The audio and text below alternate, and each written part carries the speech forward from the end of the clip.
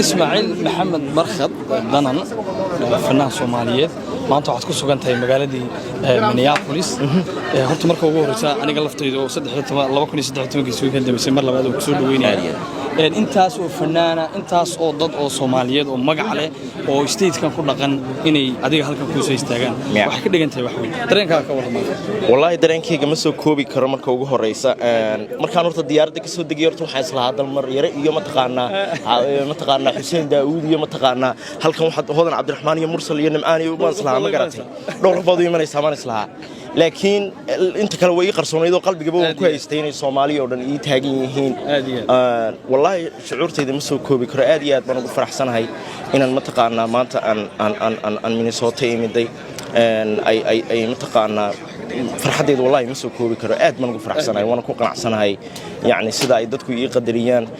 mid markaan Ismaaciil ahaan aan eegana waxaan oran karaa Ismaaciil ahaan waan kasbaday oo ma taqaana dadka ma taqaana yani wax ay jecel yihiin oo ay ma taqaana iyagu xiiseeyaan baan mar walba ma taqaana studio-hayga 24 hours safar 20 saacadood ugu jira والله dareenkayga ma soo koobi karo aad iyo aad baan ugu faraxsanahay waa kan Nimcaan oo imika ay iskuulka ay dambeysay xilli aad iyo aad u horeysay Mursal Cabdiqani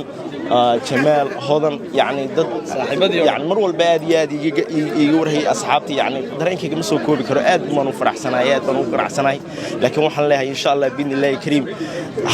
hallay dhayo insha Allah biidnillaahi kariim habeenkaas sanadka cusub aad iyo aad waxaan u rajaynayaa in Soomaaliya oo dhan arko aad baan idin wada jecelahay dhamaantiin inta ka badan